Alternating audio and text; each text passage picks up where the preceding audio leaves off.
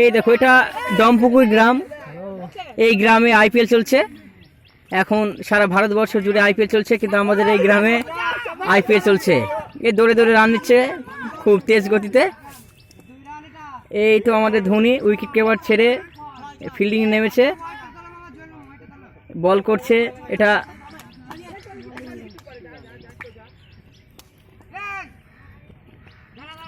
দেখতে খুব ভালো লাগছে, কারণ এখনকার ছোট ছোট ছেলেপেলেরা সব ফোনে নেশে আসক্ত।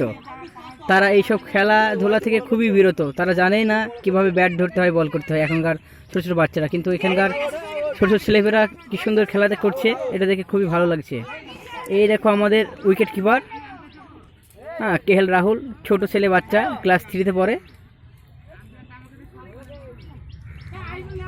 এটাও আমাদের একটা, আরও এখানে ছোট ছোট বাচ্চারা এরা ব্যাট করে বলে বসে আছে।